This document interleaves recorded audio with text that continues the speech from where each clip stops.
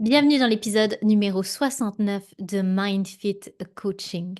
Comment fonctionne ton cerveau avec les émotions?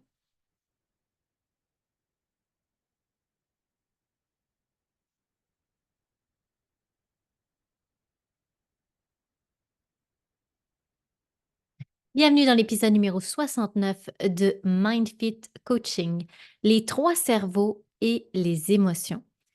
Salut à toi, j'espère que tu vas bien. Bienvenue dans ce nouvel épisode. Aujourd'hui, on va parler du cerveau, on va parler des émotions et de comment améliorer justement ta communication, ta gestion des émotions, etc. Donc, ça va être formidable.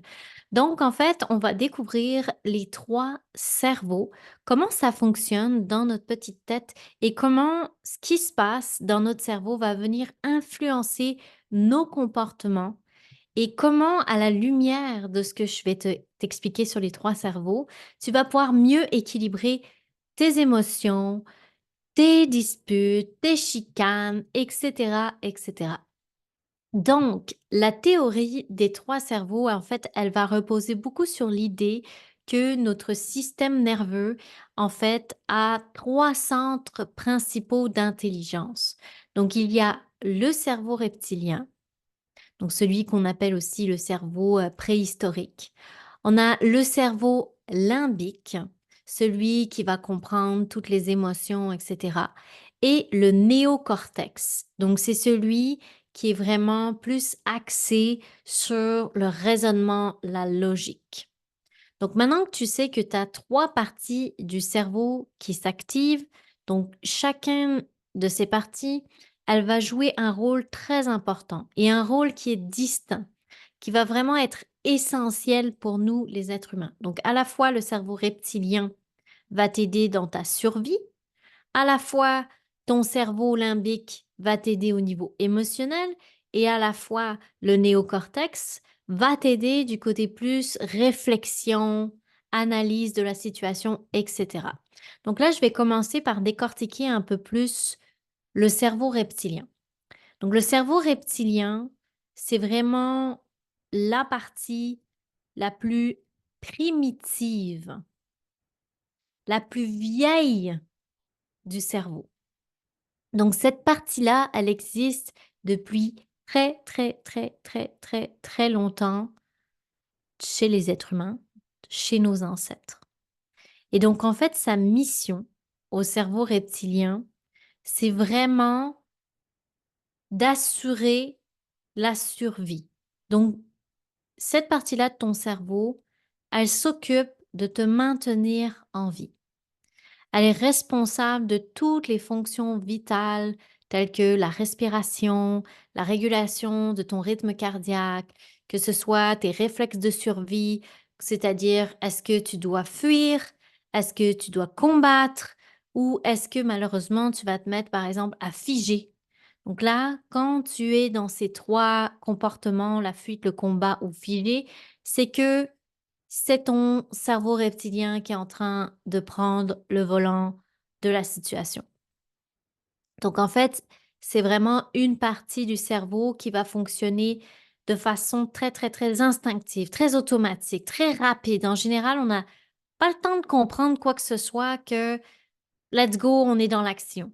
Donc par exemple, si imagine là, tu es en voiture, d'un coup, tu vois passer un chevreuil devant toi, ben, rapidement, tu vas te mettre à freiner. Mais c'est tellement rapide que tu vas de freiner pour éviter le chevreuil que rationnellement, tu te souviens même pas de ah, j'ai réfléchi à oui, il y a un chevreuil qui est en train de passer devant ma voiture, il faut que je freine, j'analyse. C'est beaucoup trop lent, là. Tu aurais déjà pris le chevreuil sur ton pare-brise, puis l'accident euh, aurait été fait.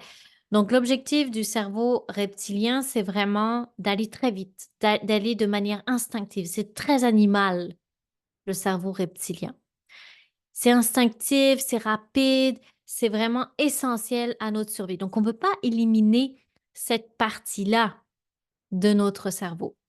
Par contre, c'est d'apprendre à reconnaître quand tu es en mode cerveau préhistorique dans tes interactions sociales parce que c'était hyper utile d'avoir le cerveau reptilien très actif quand on était dans la période préhistorique, c'est-à-dire qu'il y avait des mammouths, il y avait du danger à toutes les 2 secondes. Il fallait être en mode survie très souvent. Cependant, aujourd'hui, tu n'as pas besoin d'être autant en mode survie. Dans le sens que oui, s'il y a un réel danger potentiel, là, je parlais du chevreuil, là, tu vas réellement avoir un accident de voiture si tu agis pas de manière rapide. Tu vas dans la rue, tu commences à te faire agresser, OK, ton cerveau reptilien est ultra important à ce moment-là parce qu'il va te sauver la vie. Par contre, quand ton cerveau reptilien s'active dans une chicane avec ton ou ta partenaire ou avec des amis ou peu importe, au travail où tu es, quand tu es en mode attaque, quand tu es en mode fuite ou que tu te mets à figer puis à plus rien dire, OK, là, c'est un faux danger. Là, c'est d'apprendre à revenir. Premièrement, d'accueillir, de reconnaître. OK, je suis en mode survie, c'est mon cerveau reptilien qui est en train de prendre toute la place en ce moment, qui est en train de me faire réagir parce que mon cerveau reptilien assume qu'il y a un réel danger. Par exemple, aujourd'hui, en 2024, le réel danger, ça pourrait être une personne qui essaye de te rejeter. Ça pourrait être une situation conflictuelle avec quelqu'un de cher à tes yeux. Ça pourrait être, tu es en train de te montrer vulnérable et tu as peur de l'humiliation, etc. C'est là qu'il va s'activer ton cerveau reptilien aujourd'hui. C'est plus un mammouth que tu as en face de toi, c'est une personne et ta plus grande peur, c'est pas de te faire manger tout cru, c'est de vivre de l'humiliation, du rejet, de l'abandon, etc. Donc, c'est très important que tu comprennes que ce cerveau-là, cette partie-là du cerveau, elle est là pour te maintenir en vie en cas de réel danger pour ta vie, que tu risques réellement de mourir. Par contre, pour tout le reste, ce n'est pas nécessaire. Donc, l'objectif, c'est de reconnaître que, wow, OK, là, je suis en train de réagir de façon défensive, je suis en train de combattre. Parce que le cerveau reptilien peut vraiment t'amener à réagir de manière excessive face à des situations qui vont être stressantes, qui vont te contrarier, qui vont t'amener des peurs, etc. Donc, c'est d'apprendre à accueillir, à reconnaître et à laisser aller, à rassurer rationnellement ton cerveau reptilien, de t'apaiser, d'avoir des techniques pour te ramener dans le moment présent, c'est-à-dire il n'y a pas de danger. Parce que quand tu es dans cet espace-là, tu n'as plus accès aux autres parties de ton cerveau, donc le limbique et le néocortex, parce que tout est centré dans le cerveau reptilien. Le besoin urgent est la survie. Donc, le reste n'est pas nécessaire. C'est pour ça que dans ces moments-là, ça va être difficile pour toi d'analyser la situation, puis peut-être même qu'après, tu vas dire, ah, je comprends pas. Pourquoi j'ai pas réfléchi à ça? Pourquoi j'ai pas pris le temps? Parce que tu étais en mode survie, c'est pour ça. Donc, l'objectif, c'est d'apaiser ce mode survie s'il s'active beaucoup dans ta vie. Ensuite, la deuxième partie du cerveau que j'aimerais te parler, c'est le cerveau limbique, ou on peut l'appeler aussi le cerveau émotionnel. Donc, il est situé juste au-dessus du cerveau reptilien et lui, il est vraiment responsable de toutes tes émotions. Il est responsable aussi de tous tes souvenirs, donc de tous les comportements sociaux, etc. Donc, c'est vraiment cette partie-là, grâce à cette partie-là, que tu es en mesure de ressentir tes émotions. Donc, par exemple, tu vas ressentir la peur, la joie, tu vas ressentir des sentiments tels que l'amour grâce à cette partie-là du cerveau. Et c'est grâce aussi à cette partie-là du cerveau que tu vas pouvoir créer des beaux liens affectifs, des beaux liens d'attachement. Par exemple, lorsque tu te souviens d'un moment qui t'a rendu vraiment très heureuse ou heureux dans ton passé, ou quand tu te mets à écouter une chanson qui te rappelle des souvenirs de ton passé, ben là, tu vas ressentir en toi du bonheur. Tu vas ressentir en toi des sensations qui t'apportent quelque chose de doux, qui t'apportent quelque chose de joyeux. Bien ça, c'est grâce au cerveau limbique.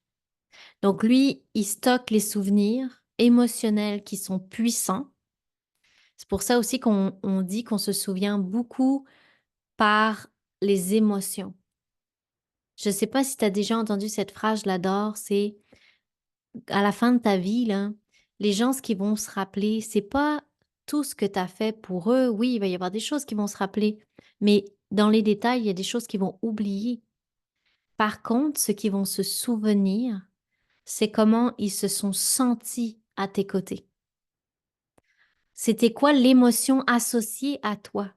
Tu sais, quand tu es avec une personne avec qui tu te sens bien, avec qui tu ris, avec qui tu es complice, avec qui tu peux partager des choses vulnérables, eh bien, tu vas avoir une certaine affection sans que les mots puissent expliquer ça. Ça va être émotionnel. Quand tu penses à cette personne, parfois même, tu peux avoir une vague d'émotions positives. Parce que justement, on se souvient très, très, très, très, très clairement de quelque chose quand il y a une émotion qui est rattachée à ça. Quand tu repenses à des moments de ta vie marquants, tu vas t'en rappeler parce qu'il y avait une émotion qui était forte avec cet événement-là. Souvent, on entend l'exemple de est-ce que tu te souviens, je sais pas si t'es peut-être t'es trop jeune, je sais pas, mais est-ce que tu te souviens du 11 septembre aux États-Unis? Où est-ce que tu étais et qu'est-ce que tu faisais? La majorité des gens qui étaient nés vont se rappeler, et suffisamment grands pour se rappeler, vont se rappeler de qu'est-ce qu'ils faisaient cette journée-là parce que c'était émotionnellement très fort. Moi, je me souviens parfaitement, j'avais 15 ans, puis je me souviens parfaitement. Donc, ça te montre à quel point cette partie-là est aussi importante dans les relations. Puis c'est sûr que si tu as beaucoup d'émotions négatives avec une personne, ben, ça va créer comme ce feeling-là quand tu es en compagnie de cette personne. C'est comme si ça allait prendre la place aussi. Donc le cerveau limbique, il va aussi parfois te piéger, justement, par rapport à ce que je te dis, parce que il peut t'amener dans des cycles émotionnels négatifs. Donc si, par exemple, tu as vécu des expériences qui sont traumatisantes dans ton passé et que tu n'as pas réglé ça en coaching ou par un processus d'accompagnement X, Y, Z, eh bien, dans une situation similaire, à nouveau, ton cerveau va réactiver l'émotion en lien avec cette expérience traumatisante. C'est-à-dire si tu as ressenti de la peur, si tu as ressenti un stress intense, une sorte d'anxiété profonde, etc., à ce moment-là, ou de la colère très, très forte à ce moment-là, eh bien, tu vas revivre encore et encore ce tourbillon parce que ton ta partie du cerveau va avoir fait un lien que dans ce genre de situation-là, il faut avoir peur, il faut être en colère, etc. Donc ça, c'est bien important de faire des nettoyages.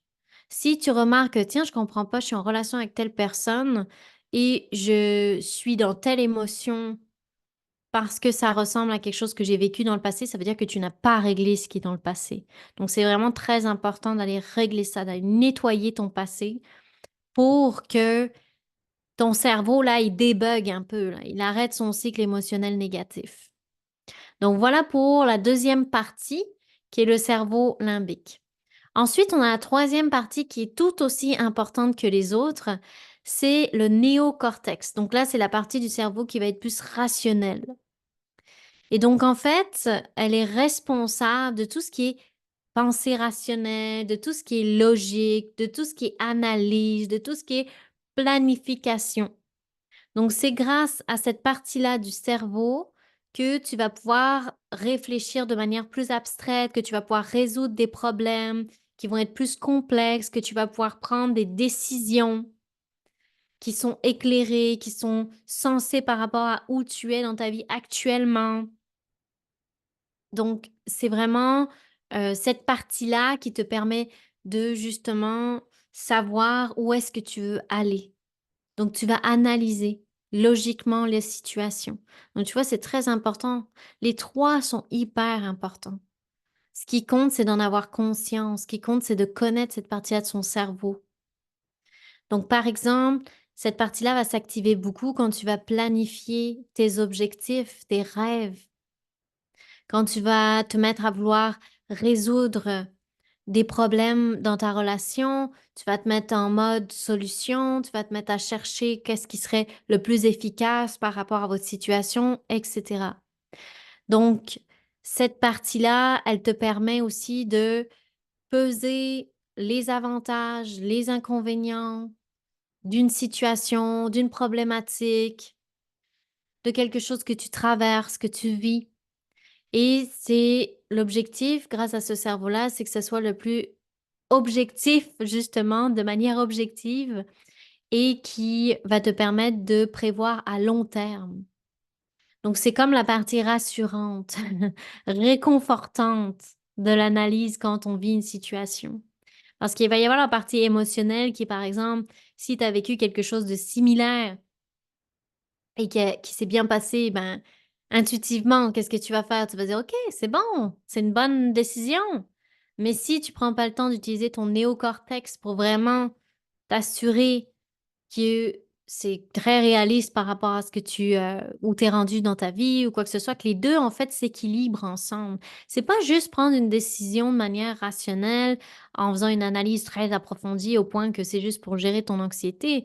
Non, l'objectif c'est de faire un mélange des 2, un mélange de la partie émotionnelle par rapport à cet objectif-là ou cette situation-là et un mélange qui va plus faire que le néocortex va t'aider à prendre une bonne décision.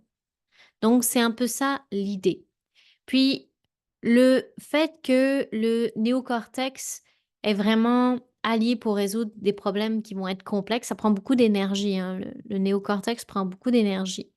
Donc, ça va t'aider dans des situations qui sont délicates, par exemple, ou ça va des fois t'aider à prendre sortir de l'ambivalence, en fait. Donc ça va te permettre de justement passer peut-être plus à l'action grâce au néocortex. Mais comme toutes les autres parties du cerveau, si tu en as pas conscience, ça peut aussi se retourner contre toi. C'est-à-dire que des fois, le néocortex peut être complètement submergé par les autres parties du cerveau. Donc tu vois, si mettons, tu as pas pris soin de ton passé, ben là, le cerveau limbique va embarquer. Si tu es en mesure de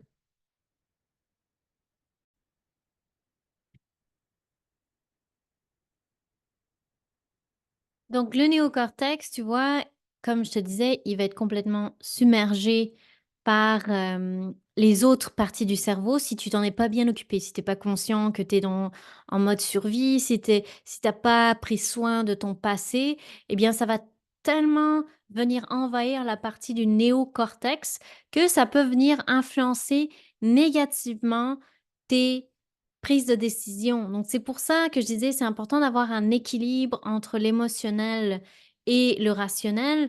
Et en même temps, c'est encore plus important, je dirais, de prendre soin de ton passé, de t'assurer que les émotions qui sont rattachées à tout ça sont neutres ou du moins sont concrètes dans le sens que tu es bien avec ça, etc., que ça fait du sens, que c'est pas juste relié à un trauma, etc. Donc, c'est important parce que sinon, si tu prends pas soin de ça, si tu pas conscient que tu es dans la partie reptilienne, eh bien, à ce moment-là, tes décisions, elles vont peut-être pas être alignées, en fait, dans ta vie. C'est pour ça que des fois, il y a des personnes qui vont dire justement: «OK, mais je sais plus, est-ce que c'est mon intuition ou est-ce que c'est mes peurs?» Ben, si tu veux t'assurer que c'est ton intuition, à ce moment-là, il faut t'assurer aussi que tu as bien nettoyé ton passé pour que le néocortex puisse faire correctement sa job. Donc voilà pour ça. Puis, comment justement pratiquer ça un petit peu au quotidien? C'est vraiment de faire des exercices pratiques. Quelque chose qui fonctionne très bien, c'est d'avoir un journal à tous les jours, de prendre le temps d'écrire, de décortiquer un petit peu c'est quoi les émotions. Et puis peut-être que tu vas te rendre compte que justement, tiens, il y a des choses qui me ramènent dans telle émotion. Ah, j'ai peut-être pas réglé quelque chose de mon passé. Ou sinon, peut-être que tu vas te rendre compte en écrivant que tu es dans des émotions comme la peur de survie, que tu es souvent en train de prendre des décisions qui sont uniquement avec, les émotions négatives et cetera. Ou par exemple, tu te retrouves dans des disputes, puis en fait, tu étais en mode combat, tu étais en mode fuite et cetera. Donc, ce que ça permet d'avoir conscience de ces 3 parties-là, puis de les écouter, puis de justement en prendre soin, c'est que tu vas renforcer tes liens affectifs parce que forcément, tu vas avoir une meilleure connexion avec toi, donc une meilleure connexion avec les autres. Tu vas apprendre à mieux gérer tes émotions parce que quand tu es en mode survie, ben, c'est pas là que tu vas avoir les meilleures façons de réagir, et cetera. Tu vas aligner beaucoup plus tes, décisions, donc tu vas avoir une vie beaucoup plus alignée avec toi-même. Donc c'est vraiment d'apprendre à voir: «Ah tiens, j'ai une décision à prendre. Qu'est-ce que je ressens par rapport à cette décision?» ou «Tiens, j'ai réagi de telle manière. Est-ce que là, j'étais pas en train d'être en mode survie et j'étais juste à vouloir combattre pour défendre parce que j'avais peur de souffrir de X, Y, Z?» Donc voilà, j'espère que ça t'éclaire un petit peu de comment ça fonctionne, sous ton entre tes 2 oreilles, comme on dit ici. Donc, c'est très important parce que ça dirige énormément ta vie. Tu comprends que, ces parties-là de ton cerveau, elles vont faire en sorte, est-ce que tu vas être heureux ou est-ce que tu vas être malheureuse dans tes relations, dans tes rêves, dans tes projets, dans tes objectifs, et cetera. Donc c'est très important d'en avoir conscience. Sur ce, je te laisse méditer là-dessus, je te laisse écrire sur tes émotions et prendre conscience à quel moment, quel cerveau est en train de s'activer. Et nous, on se reparle très bientôt. En attendant, prends soin de toi et on se reparle.